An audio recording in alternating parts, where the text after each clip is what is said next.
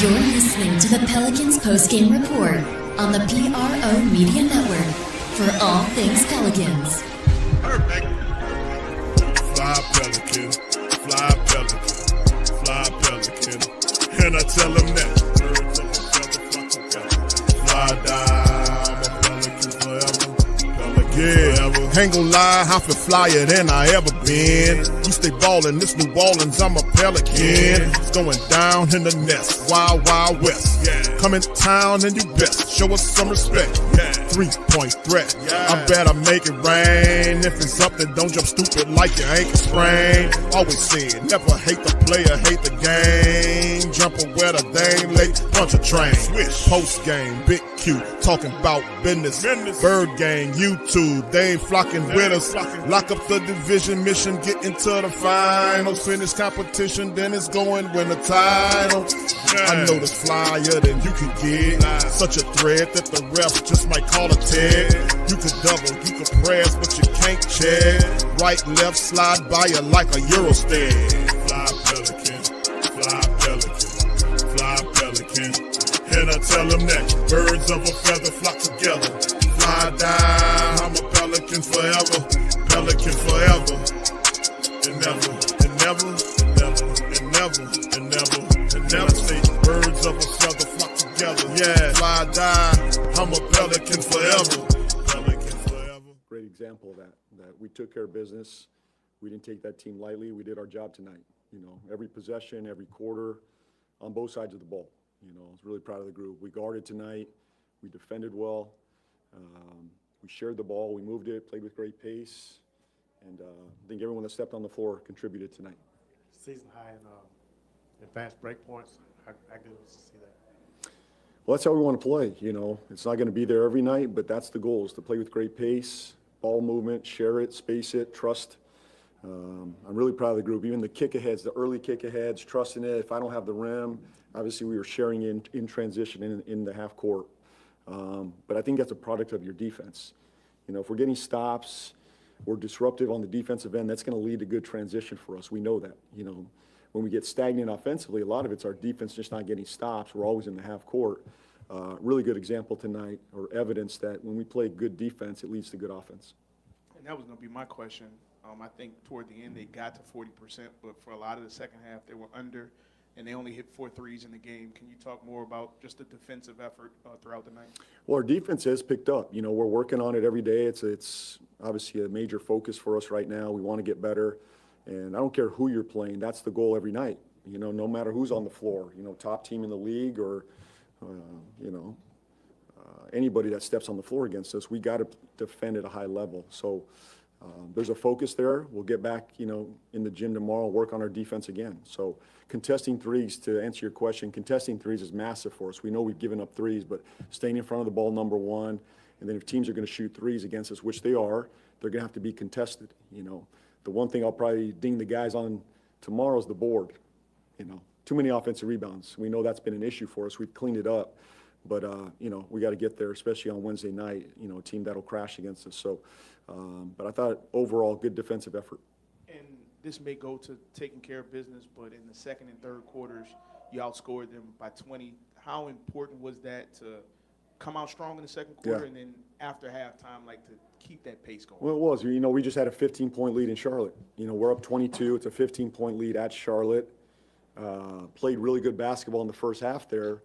And we didn't come out with the right urgency or mentality in that second half, that third quarter, you know. And tonight we said we got to nip that. We got to play possession by possession. Don't take one possession off. And that's our goal right now. Every possession matters. Every quarter matters. Every game matters. Every practice matters. That's our job. That's the standard that we've set. And now it's on all of us to hold the group accountable. Players with players, coaches, throughout the organization. That's got to be our standard to move forward. So I'm proud of the group where they're at. We got a ways to go, but another good step forward tonight. Yeah, that's what I wanted to ask you about, Coach. You're 6-7 last 13. You're winning more clutch games than you're losing. You mentioned that, and now you're being a team that you should have beaten. Do you feel like you're chipping away a bigger piece of that rock now? I do. I clearly see an identity being formed. You know, we've We got a hold of our defense. That's where the focus has been. I feel like we're in a better place defensively. There's an identity there. It's sustaining us for the most part. I think guys know their roles now. Players know their roles. What's expected of them every single day on both sides of the ball. Offensively, I feel like the ball's moving. It's given us a chance every night to score, and we don't care who gets the credit. We just want to take the right shot. We're in every game. I mean, I don't know, out of our last 15 games, I think 12, 13 clutch games right there. This is nice not to be in a clutch game and win the game. This was an important step for us tonight. But we're knocking on the doorstep every single night. We're in every game, home or road. We never drop the sword. That's our identity. And we got to close out these clutch games, and that's our mentality. But I see a group that's still connected, and they're getting even tighter as a group. They bought into each other. They bought into this system. They're playing for one another. That's the core of this right now. We know the tactical piece is coming. We're getting better in those moments, but this is a group that's becoming more and more connected. I see them, and there's evidence in the defensive flow and the offensive flow.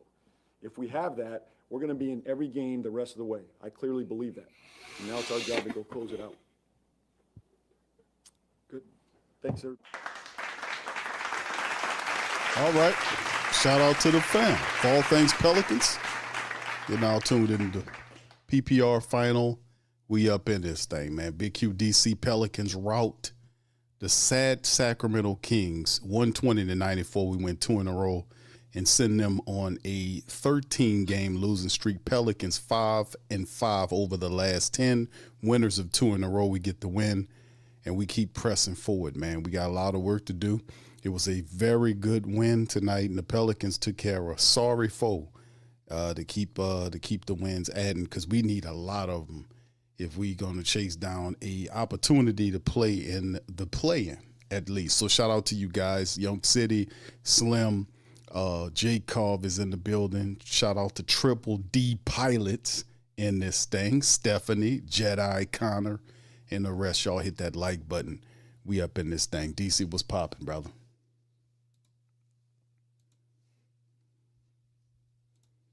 DC, you all right? You good? Yeah, I'm good, man. I had a important phone call I had to take. Oh, okay. But I mean, the Pels win, man. They beat, one of the teams that we know are worse than them. So glad they handled business, man, because, a lot of times we could drop the ball. It was a pretty dominant showing, but, I mean, this is the tanking team, as they set out, Sabonis and Keegan Murray. So, love what I saw. I really wish Peavy could have made that layup, though, man. That would have put everybody on the roster would have scored tonight. Pretty awesome thing, when that happens with any NBA teams. That rarely happens. But the way they played tonight, man, I think it's something they can build off, confidence wise. But I don't know if you could put a lot of stock in it, because I can't trust them to hit the high clip that they did from the 3-point line, man, on every night. It'd be nice if we could do that. But I thought they did an awesome job. And to go into oh wait, we got I thought we had the break after this game. Got one more game before the break, right? Yeah, you got Miami. Yeah, so I think it give them a lot of confidence, man, to be able to go in and face Miami with the way they played tonight. You even saw Jordan Hawkins get in the game, man, and hit a couple of threes. Very, very good showing, man. Everybody was unselfish. Everybody contributed tonight. If I had something that was kind of ticking me off, it was obviously the rebounds, like Borrego talked about. And also, man, somebody please, I get it. I get you got to stay confident. Somebody please tell Herb stop taking all these damn threes, bro. Herb should never be taking more threes than Saddiq Bey. It just shouldn't happen. I don't think that's I guess the best way for him to get out of this offensive slump, even though it's been a little rough for him all year. But every time I see him take like a 3-point shot that's not a set shot, it's like I'm watching from TV, so I don't know how he feel when he let it go, but I just automatically feel like it's a miss. But nonetheless, other than that, I think everything was really good, man. Shout out to Fears tonight, man. Feel like I'm saying this at least once every week and a half, man. It's the best game I saw from Jeremiah Fears, right? He's steadily improving, man. And hearing him post game talking about how he's been watching a lot of film, the game is slowing down for him. And it's obvious, a lot of these things we were complaining about with him on the fast break, being selfish, not passing. He's cleaning that up. You see him penetrating and driving to kick and not forcing the shot at the rim. Being very, judicious with what he does, man. And I think that's what he's gonna have to do to grow into the type of point guard you need to be in this league, even if he's gonna be a score first guy, man. Every time I watch him, lately, it just seems like he's steadily improving. And tonight was another example of that. I think his defense is growing so fast, man. He was, a big liability. Now you're looking at him now, man. He's gotten so much smarter with how to attack guys, how to use his speed defensively. He seems like he's getting stronger. Just awesome all the way around the board, man. I think we got us a good one with him. And that showed tonight. Yeah, and it's a part of it. It's a part of the Jose Alvarado trade was to open up more minutes and make the bench rotations a lot more easier, to give time to guys like Jeremiah Fears and Bryce McGowens. And you can see who's gonna take the hit when DeJounte Murray comes back? Because he's practicing. Well, we don't know. They might give him the Jordan Poole treatment. You never know how this is gonna play out, because there's nothing wrong with Poole, but he keep collecting DMPs a couple of games past the trade deadline. So, like I said, man, we don't know what's going to happen with DeJounte Murray when he comes back. I have absolutely no idea.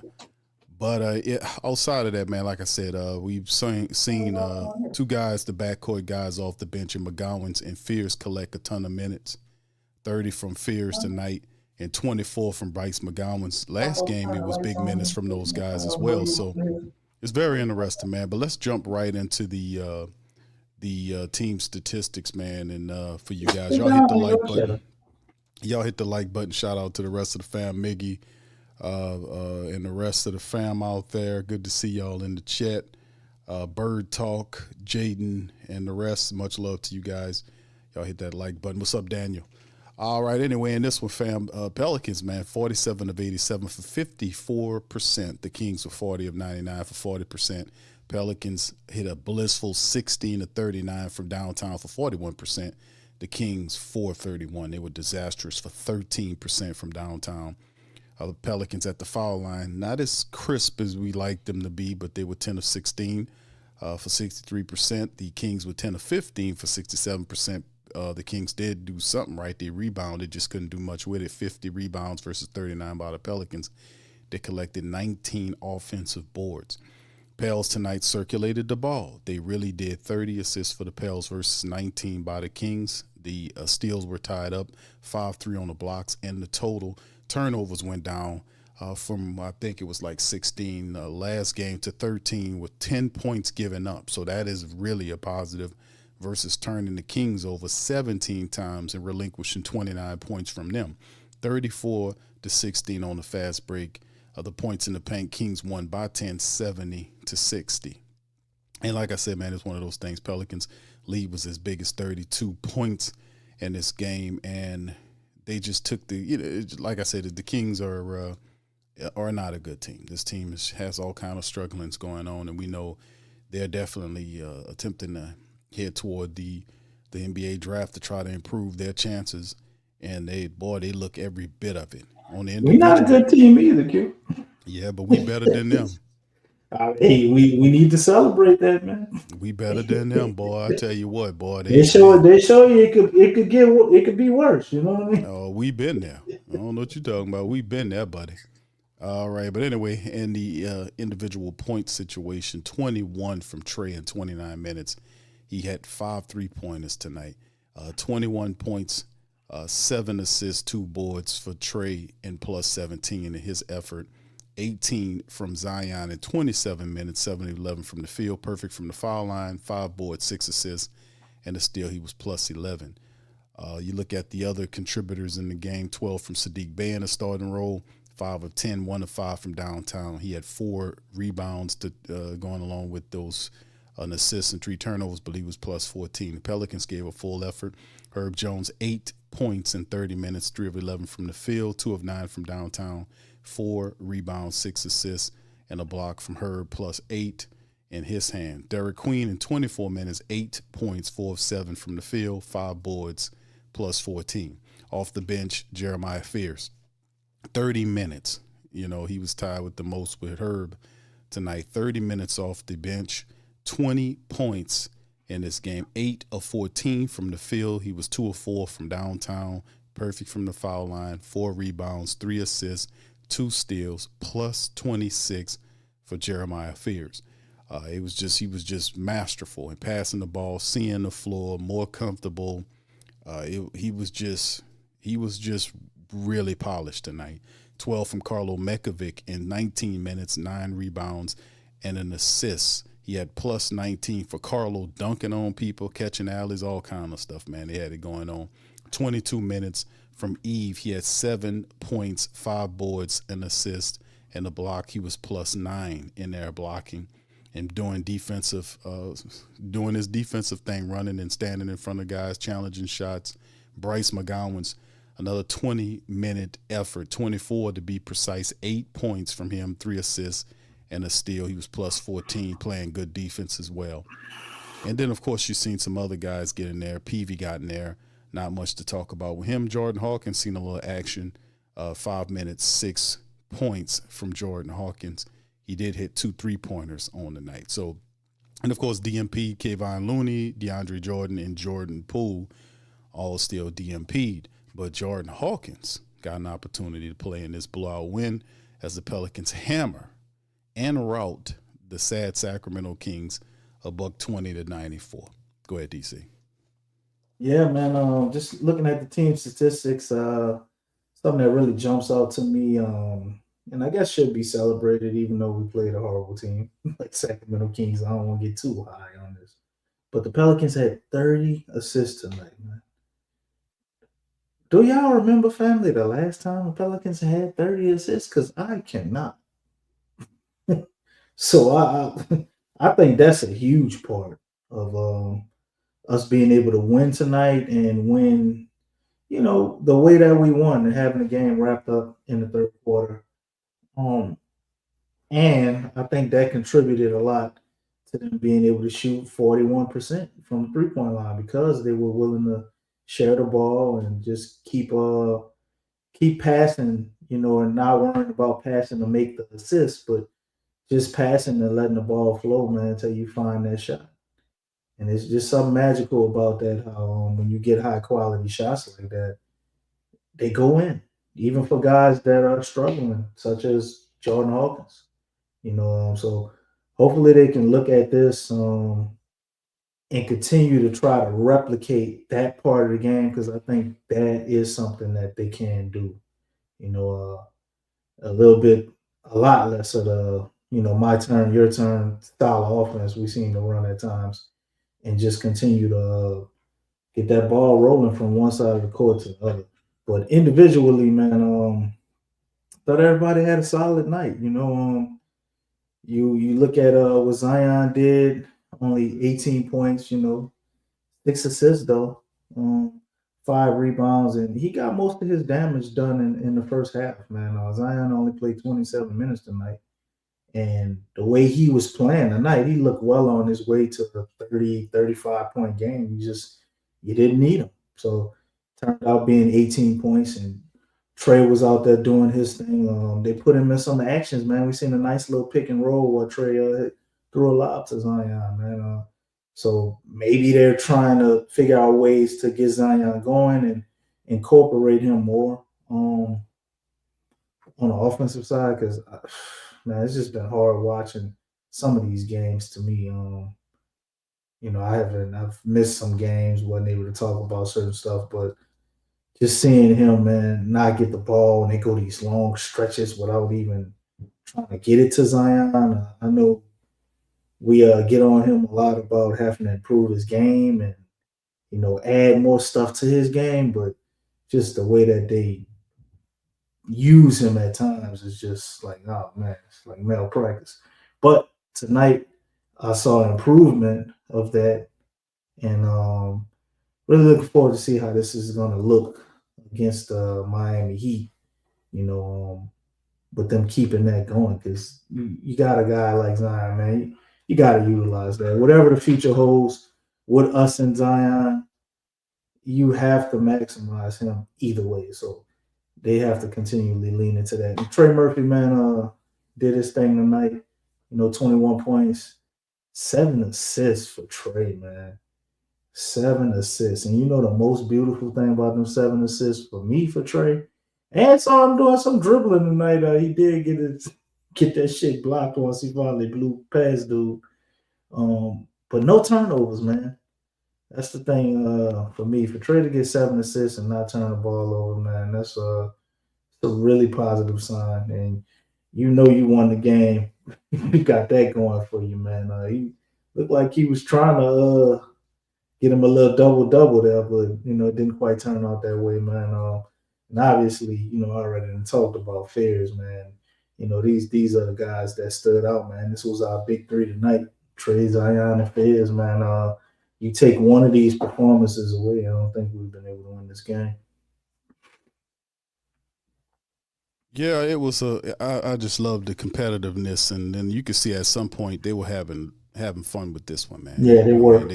They took it from the Kings, and they knew the Kings was out of it. You could see DeMar DeRozan slam that water down, and you could see the frustration from their side of it. But the Kings is definitely a team that's crashing down, and you can see the Pelicans are definitely attempting to climb up out this very lengthy hole that we are in, as we are over 10 games behind the last playing team. But that's the bad news. The good news is, if they have good news, there's still a lot of basketball left to be played. Pelicans can still finish strong, man. Before we get to the All-Star game, we have one more matchup, and that'll be against guess who? The Miami Heat. We got the Heat. We got the Heat up next, and we got to take care of business against this squad and handle the business we shall. The Heat are 28-27. Pels improved to 15-40. Now, in terms of what the Heat are dealing with, we know that Norman Powell, who is, I think that's their top scorer, Norman Powell, is out. That's the Colonel? The General? That's Norman Powell, the one that's known to be kind of handling business, boy. He wanted to be killing the Pelicans. Yeah, man. He's out right now, DC. But guess when he's predicted to make a comeback. Oh, goddamn. Guess who also is predicted to make a comeback? Why are you saying predicted? At this point, you might as well just etch it in stone, bro. Both Norman Powell and Tyler Hero they are expected to make playing. a return. Yeah, they're supposed to be making a return, as well as Pele Larson on February the 11th. That's just in time to catch the Pelicans in the Smoothie King Center, man, as we keep this thing rolling along. Now, it's going to be interesting because they have a tough squad. We, as a team, kind of struggle against this team. We lost 3 games in a row to the Miami Heat thus far. We're on a 5-game home losing streak as well against this team, fam. So, like I said, man, we got a lot of stuff to deal with in terms of getting a win on this team. The Heat right now are, like I said, they've been kind of an up and down team, to be honest with you. Over the last 5 games, they're 2-3. They lost to Utah, and Utah got firepower now. They lost a close one to Boston. They lost to Atlanta as well. So they beat Chi-Town big. And they beat Washington on the 8th, but they're kind of up and down as the Pelicans are also 2-3 over the last 5 games. So the Pels are trying to make a statement, and this will be a good game to make it in against this Miami Heat ball club. So Like I said, we'll see a couple of their guys make it back in time for this game. DeJounte Murray is earmarked to come back for February, or depending on how they tune him up. We did see him at the game tonight. I don't know what kind of role he will play in terms of what the Pelicans do, or even if he will play. We see the Pelicans do have a $30 million player there. I don't understand why reporters are not asking him why he's not using them. I think that's a simple question to ask, unless they were told not there. I don't get that part of the game. Why Poole is just sitting there and he's healthy. But nonetheless, it benefits us because Jeremiah Fears is getting good minutes and he is developing as a reserve, and that is also a positive thing. Now, anyway, let's keep it going, man. Let's look at some of the statistics for the team. We know that Powell, like we talked about before, Powell averages 23 points a contest for this team, for the Miami team. He's the top scorer, just balling over 30 minutes a game. Tyler Hero averages 22, 18 from Bam. Bam also averages 18 and 10 for the Heat. Wiggins is also there with 16 a game. And then you have a couple other players as well. This is a very difficult team. We've had struggles with their style of play. Like I said, we've lost, 3 games in a row to this team so far, and we've lost 5 games at home to this team. So this would be a good game for the Pelicans to kind of let it hang out, so to speak, and kind of hammer the Heat at home before we go into the All-Star break. So how do we do that, man? We know Hero and Powell will be back. A couple of their guys will be back. This is a tough team. They're a well-coached team despite the record. How do we take it from the victory from the Miami Heat? First and foremost, man, I mean, it starts with being able to not turn the ball over as they did tonight. It always starts with that, with the Pels for me, along with rebounding. We can't go out there and have rebounds we did tonight and expect to be able to beat the Miami Heat, man. This is one of the best rebounding teams in the league, so they're gonna have to really show up on the boards, or we just gonna get outworked and out hustled. Also the Heat are scrappy. They're gonna force you to turnover. As you can see right here, they're sixth in the league at getting steals, man. They're better than us. And I think the Pels are pretty good at turning teams over and getting some steals. So this is going to be a scrappy game. The Pelicans have to show up, and they have to be willing to play with some grit, man, and toughness. And they're going to have to stay sharp, because if they get extremely sloppy, they get outworked, out hustled, we're going to get ran out the gym. And the Heat not going to stop. So also, let's say the Pels do some of these things, right? They don't turn the ball over, right? They rebounding on the boards. They're getting some assists, circulating that ball, man. Your turn, my turn shit ain't gonna work against the Heat. We doing all of these things, right? Well, we cannot have a floating quarter. You know what I'm saying? It's just not. It's a well-coached team, man. These guys play. They're gonna play with intensity, and as soon as we're playing well, and it gets into those crucial moments in the game, the Heat gonna turn it up another notch, man. They're gonna show you they got another gear they can go, and we got to be prepared for that. And you can't be playing good in the first half, hanging with them, and then here come the third quarter, or here come the fourth quarter, and next thing you know, the Heat up 10, 15 points. You ain't coming back from that shit if that happened. So they're gonna have to stay focused.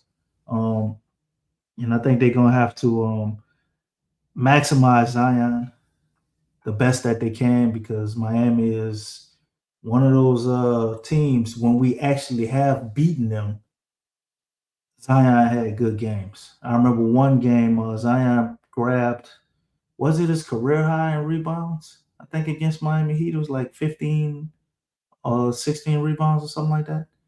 That was an opening game in the season, if I'm not mistaken. And we were able to beat the Heat. This was the Jimmy Butler Heat, too. But a lot of these other games we played against the Heat, man, it don't go well. Norman Powell going to come out there. He's going to try to do his thing, man. we can't get murdered from the 3-point line, which the Pels have been doing a better job with that, not allowing just these blatantly wide open 3-pointers.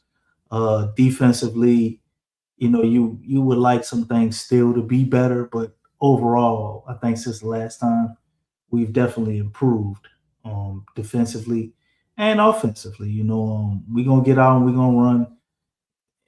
If tonight was any indication, we can play with pace and do that and stay under control. So it's really a multitude of things you're gonna have to do as the Pelicans to be able to beat the Heat.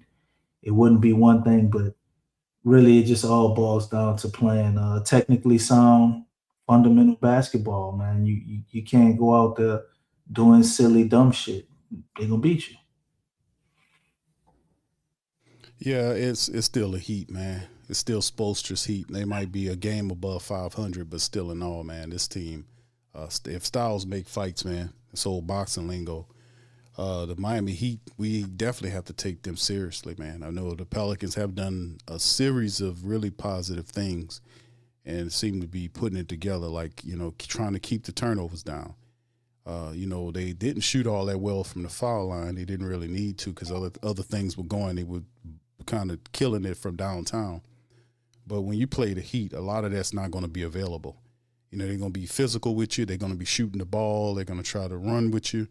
They got Bam in the middle. He's going to be shot blocking, attempting to score, and in the inside. So we have to be able to match that. And like I said, Spoelstra is one of the best coaches in the game. So we have to also come with a really excellent scheme and try to play as clean as we possibly can, man, and be up for that challenge, bro. That's what I got when you're talking about the Heat. But it could be a good win to take into the All-Star break, man. So that'll be real positive. And then let's kind of talk about this right we got it here. Shout out to you guys. Y'all hit the like button, man. PPR in the building here. DeJounte Murray ramping up, man, for his return. Now, like I said, man, I don't know. Now, Shamet did mention this. He was limited. He was a limited participant in the Pelicans practice. There still isn't an official timetable, but he's ramping up, and we'll see how he progresses. And recently posted we could see him as soon as this month, and we shall see. I don't know. I don't know what the plan is for DeJounte Murray. I don't know what the plan is for Jordan Poole. I don't know what they're doing with these guys. I mean, to be honest with you, if they're healthy, you got guys that can play basketball. DeJounte Murray can really help if they let him help. I have no idea. We're going to have to wait and see how this plays out because obviously what we've been seeing from Borrego in the bench rotations have been kind of up and down. There's not really been a lot of consistency there. So how does Murray help? Borrego will have to finish that out. He'll have to figure that out, man, big time, because you got a guy like Poole that can score 17 points or 20 points a game for you if given the regular minutes, and it's no health issue. We are days past the trade deadline, and he's not playing basketball. So I don't know how this is very odd to me, but we'll see how they move and do it down the line, man. I don't know. I don't know what these people are doing in terms of the coaching there. So who knows? But that is the thing. But some of the family members mentioned, Q, if the question's asked, if Borrego gets the team to the playoffs, should we keep him? No. I say no. No. Absolutely not. If he gets the team to the playoffs, that's cool and all that, but absolutely not, man. Absolutely not. He ain't this guy. You got to swing at it as a general manager and a VP to get your guy, and you don't want to keep any remnants of this old staff, man. You want to clean all of this out. So hell no to James Borrego. Sorry, bro. It's too much. He's too tied to the old regime. He got to go. Well, this team make it. So we got to point out something. If we do make it to the play-in, right? You got to understand, man. Look at the teams we got to pass up to make it there. You're gonna pass up Dallas, right? What's Dallas playing for? They just traded AD. Kyrie's out with what is it? Torn? What does he have? A torn ACL, right? I don't know if he coming back anytime soon. You got the Clippers, who they still playing pretty good. Kawhi playing out his mind right now. But they just traded Harden, man. They got Darius Garland. I think he's still hurt. They got rid of Zubac. You know, you got the Jazz, who they were playing some team the other night, and they benched all their starters. It's halfway through the game. So it's like, maybe they can possibly pull that off. I don't think they will, but they possibly can, because you're going to have teams that don't want to win. And we got to play a lot of these teams. You know, I think we still have another game against Sacramento, if I'm not mistaken. Do we have one more game against Memphis? Or we played all 4 against Memphis? No, I think we got. I'm not certain. I'm gonna have to look it up, bro. I'm not You certain. I'll look it know, up. I'm sure we probably play the Jazz somewhere. That we're gonna play some teams that aren't concerned with winning. So you're gonna have victories right there for the taking, man. And based on what I've seen already, I think you gotta rip the Band-Aid off, man. Yeah, Get your own staff. that's into Memphis. That's the end of it? Yeah, Okay, that's the no end of more Memphis. Memphis. But you got other teams out there, man. I ain't got nothing in front of me right now to start rattling off some of these teams, but you got a 8, 9, 10 losing teams. Some of these teams already in the play-in spot that probably ain't worrying about it. What is Portland really trying to do? They own their pick. They might see it like they're not going nowhere and fall back. You're gonna have teams that just ain't worrying about winning. And you can get up there. So I'm saying all that to say the Pelicans shouldn't let that blind them to think, oh, let's run it back with everything and something gonna be different. Nah, you need to go ahead and get your own complete coaching staff.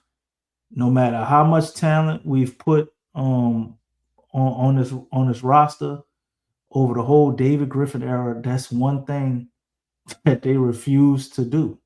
Even with Willie Green, not saying made a difference because he's a horrible coach, but that man didn't even have his own staff the year going in. It's just crazy to keep trying to do the same thing and think that's gonna work. So we bring Borrego back.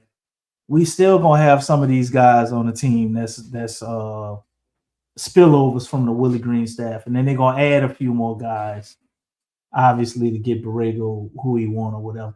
And I just think that's still a recipe for disaster, man. Maybe we can peak and be a 500 team at best. You know what I'm saying? I don't think that's what you want. Pull the Band-Aid off. Don't do it. So I say no, but shit, we talking about Pelicans here, so who knows what they're gonna do. And yeah, my man Jaden, you asked me who I think gonna win. I think we're gonna lose against Miami, bro. Ain't no ifs, ands, buts about it.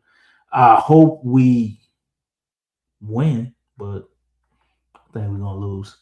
Hopefully they prove me wrong.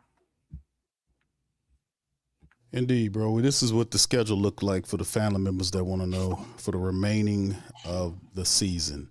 We have Miami coming up on Wednesday. Friday, we got Milwaukee, Philadelphia, Golden State. We finish out that 5-game homestand. We hit the road against Utah. Not back-to-back, but we got a Thursday, then a Saturday matchup with that Utah team that got that firepower that with Jaren Jackson Jr. there. So that's going to be a challenge up in Utah.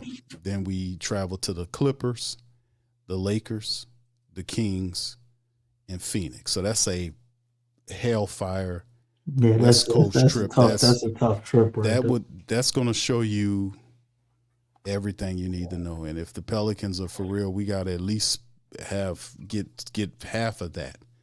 I mean, that is a rough stretch of games. Utah twice, Clippers, Los Angeles Lakers, Kings, and then the Kings and Phoenix are back-to-back. So that's a Tuesday, Thursday, then a Friday game. So you go to Sacramento, then they got to travel to Phoenix. So that's a back-to-back. Then they come home for 2 against Washington and Toronto, back on the road against Houston. They come home for 3, actually 4 games, Dallas, and then back-to-back against the Clippers. Then they have Cleveland on the 21st. They hit the road for 3 road games against the Knicks, the Pistons, and the Pistons and the Raptors are back-to-back. They come home for one for Houston, hit the road for two with Portland and Sacramento. Those are back-to-back. Then they'll have a 2-game stand against Orlando, Utah. And then they finish the season away at Boston and then Minnesota for the season finale. So whatever the Pelicans are going to do, this is going to be the stretch. And the great thing about it is it's a challenging stretch. Yes, it is. But the Pelicans should be totally healthy, meaning we'll have access to all of our expensive players if they so choose to use them. A lot of the confusion about who's this and the third. You heard Borrego earlier in the broadcast talk about continuity and the team not dropping the sword, even though we seen games when they did drop the sword on their damn feet and their hands, every damn place. But the bottom line is if they can put it together, this will have to be the stand.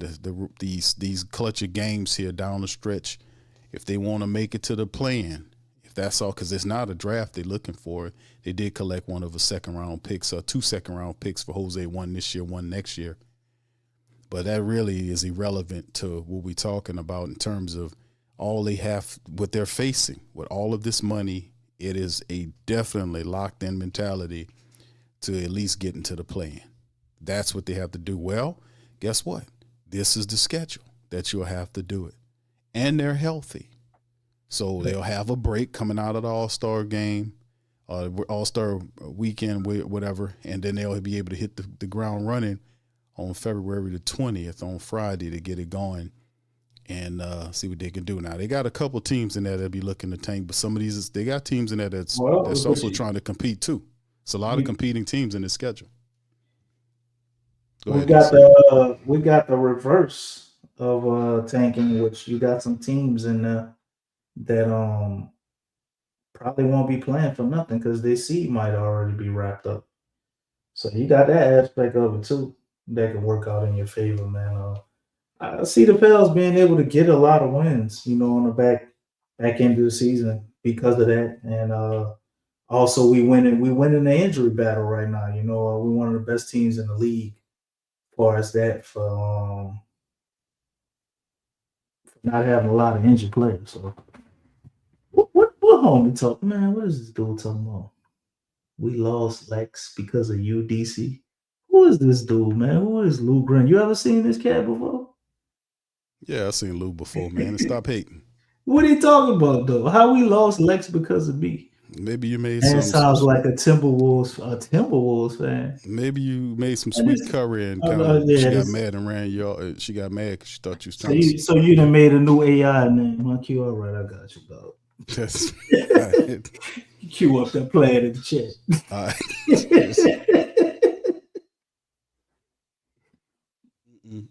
No, sir. And Lex is still around, man. Lex is a lot of popping stuff going on. Shout out to Lex. She got a lot of positive stuff going on, man. Lex basketball team is in the tournament right now. Yes. Lex coaching 2 teams, man. Coaching the varsity team, man. She got her little youngins. That's right. Lex JV doing guys, thing, man. She's doing good. Right. She's been busy. Right. Lex is still around, bro. So she, her heart is a Pelican. So, she's still around. She was in the chat the other night, Friday night, dropping some science. So, yeah, she's still around. She's coaching. And I think 2 squads. Do you see she got the boys team she coaching, and then she's assistant coach on the varsity team and coaching the JV team. Man. Yeah, so her nights run, she be running, her nights run late. So when she get some more time, she'll pop back in. But yeah, she doing her thing. That she is a basketball head, no doubt about it. She loved the game of basketball, Lex, and she's living the dream. So shout out to her. All right, so anyway, man, listen, that's what we got for y'all tonight. Y'all feel free to hit the comment section up, man, and let us know how you guys feel about the Pelicans matchup against Miami. Do you think with the health situation turned around, can the Pelicans make a run? Can we get into the play-in? How do you guys feel about that? We'll have all our people healthy. How do you feel about us making a run at the play-in? I think we're like 11 games out. But as you can see, it's a lot of games left to be played. And we got health. We had made a lot of mistakes. Borrego said we ain't dropping the sword, so that means that we should be able to win some of these damn games. But I'm looking at that stretch of games between February the 26th and March the 6th. Those 6 road games, those road games, that is going to be a gauntlet. Go ahead, DC. What you got, man? He said we ain't dropping the sword, but when we gonna get some assault rifles though, dog? Like, I'm tired of this sword talk. You can't say that because John Morant spoiled it for everybody. So we need to can't get some goddamn guns. No, we can't do that. No, John Morant spoiled it for some everybody. Shooters. So, just call them shooters. Archers. We gotta say archers. We gotta have archers. So we back in the Game of Thrones, huh? Well, it's just what it is, brother. It's just what it is. The NBA doesn't like that kind of thing, you know. It doesn't like, you know, that kind of weaponry. You know, it's cool with you saying archery. Ja Morant represent the YNs, bro. They don't want the YNs with them switches and all that, man. If it would have been you know, Luka Doncic up there with a hunting rifle, nobody would say nothing. Yeah, I think you're right on that, bro. I think you might have a point on that one, my man. You might have a point on that one. All right. Anyway, with that being said, man, look like we're going to get out of here, man. I appreciate y'all. Hit the like button, hit the subscribe button. Feel free to hit the notification bell and share the show on your social media feed. Big Q DC representing the flocking nation. Stand up. Pelicans took care of business against the Kings. They're on a 2-game winning streak. One more before the All-Star break. We got Miami coming up on Wednesday. Let's take care of business there as well. With that being said, we out. Much love, peace, and go Pelicans. You're listening to the Pelicans Postgame Report on the PRO Media Network for all things Pelicans. Perfect. Fly Pelican, fly Pelican, fly Pelican. And I tell them that. Fly down, I'm a Pelican forever. Yeah, ain't gon' lie, I feel flyer than I ever been. We stay ballin', this New Orleans, I'm a Pelican. It's going down in the nest, wild, wild west. Come in town and you best, show us some respect. 3-point threat, I better make it rain. If it's up, then don't jump stupid like your ankle sprain. Always said, never hate the player, hate the game. Jumper where the dame late, punch a train. Post game, Big Q, talking about business. Bird gang, YouTube, they ain't flocking with us. Lock up the division mission, get into the finals. Finish competition, then it's going win the title. I know this flyer than you can get. Such a threat that the ref just might call a tag. You could double, you could press, but you can't check. Right, left, slide by you like a Eurostep. Fly Pelican, fly Pelican, fly Pelican. And I tell them that birds of a feather flock together. Fly down, I'm a Pelican forever. Pelican forever. And never, and never, and never, and never, and never, and never. Say birds of a feather flock together. Yeah, fly down, I'm a Pelican forever. Pelican.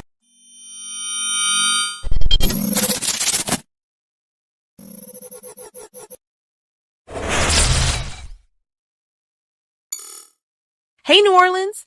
Whether you're catching up on Saints news at Jackson Square, checking Pelicans scores in the Garden District, or staying updated on LSU while grabbing coffee in the French Quarter, there's one place that keeps you connected to everything that matters in our city.